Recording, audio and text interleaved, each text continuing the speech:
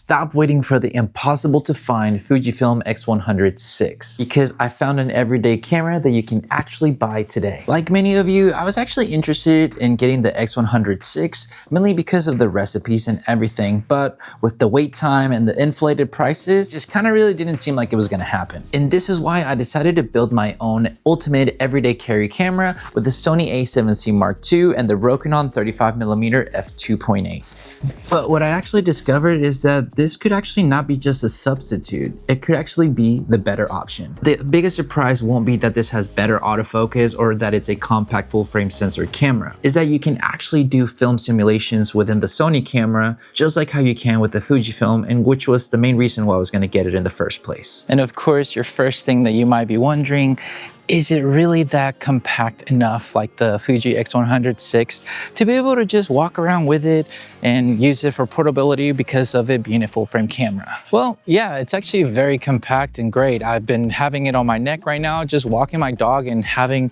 basically just a little bit of a nice walk around the neighborhood area just to take photos whenever I feel like it and just use it as an everyday carry. You get to have a nice little compact body, but still get that full frame sensor. So kind of nice to just be able to just go ahead and lug it around to take photos like how I am doing right now. And the cool thing is I sometimes like to just put it around my neck just to be able to kind of lug it around and walk around. Sometimes I'll bring it in a small sling bag and it works out great, but it's nice because I can just go ahead, I see a little composition, go ahead, take my photo and just put it right there and keep on going. And that's how it works. That's how compact it is. So just go ahead and walk the Queen Lola and myself. Yeah, and of course, maybe I cannot fit it completely in my pocket, you know, that's understandable, but most of these cameras, I kind of want to have it nice and ready, like so, to be able to just go ahead and take photos wherever I want to, let it hang, walk around, do what I need to. So is there going to be a little bit of a size difference? Sure, but there's a lot of things that you're giving up for that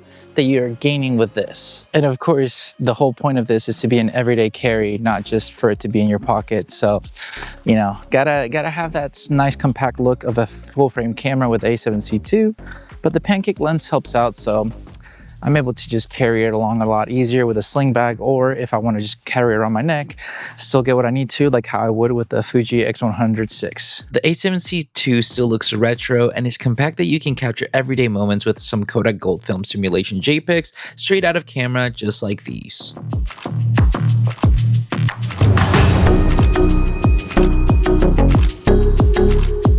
Now, what about the autofocus when it comes down to the A7C II and just the Fuji X100VI or just Fujifilm in general? The A7C II with, you know, autofocus is just too good. I mean, I've used it for sports photography, street photography, and everything kind of photography that I've been able to do.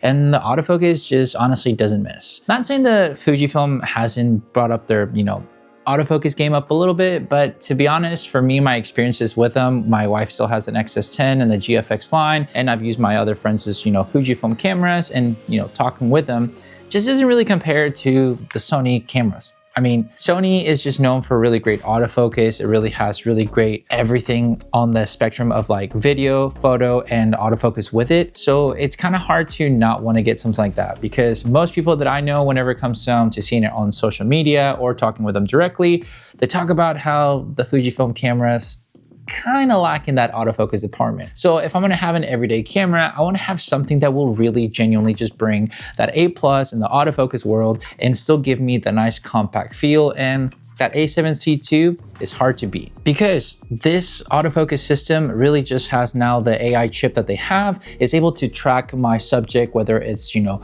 people, insects, animals, airplanes, cars, whatever you want to. It even has the auto mode where it'll pick it for you because it knows what it'll be. So you're not gonna miss a shot. And the whole point of having an everyday camera is to never miss a moment, whether it's something amazing because it's, you know, it's typical like Instagram worthy, if you will, or just your everyday life where it's something cool that you find and you want to make sure you capture it, whether it's with friends or family, you're kind of going to be covered. And that's why I feel like this is just superior over the X100VI. Now you're probably wondering, can the Sony really match the film simulations of a Fuji camera? Of course, I don't have the x100vi, so I apologize on that end, but I mean, I have a Fuji camera because my wife shoots with them, so there's a reason why I went with the A7C II over getting the x100v or the 6. But we're gonna do a little bit of a comparison of using a simulation of the Portra 400, take a couple photos so you can see side to side what they look like. Of course, using these recipes won't always be 100% the same between these two cameras, but you can really do a lot with the A7C II to get some film simulations in camera and have a compact full frame camera with great autofocus to use as your everyday camera setup, since it really seems hard to have access to find the Fuji x100vi.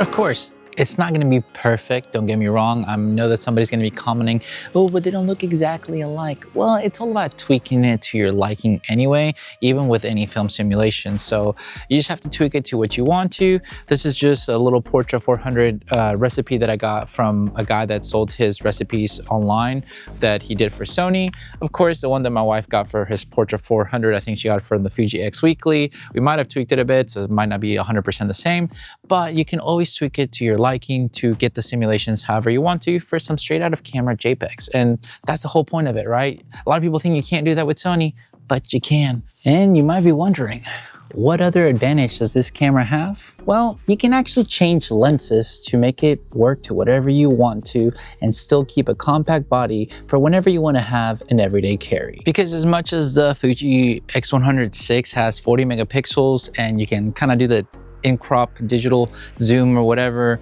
inside the camera, you're still limited to just that. And for the size of this right here that you see, and be able to just go ahead and change it to another lens if I really want to, because maybe I have a different kind of project, I'm growing with my camera. I'm not stuck with just an everyday point and shoot, especially if that's the camera that you're wanting to get into to do more photography. You're getting a camera body that you can probably get it used for like $1,800 and a lens that I got used for like about $150, which most of the time you can find readily available for you to buy used. So I can grow with this camera if this was my only camera, because I'll have my everyday lens that I would want to do for, you know, point and shoot kind of type of camera. But as well, I can go ahead and start finding what kind of lenses I would want to get to create different storytelling with my photos and videos or anything, and keep growing without having to change cameras later on. So I'm curious to know, will you get the more accessible, available, and better autofocus with multi-lens selection if you wanted to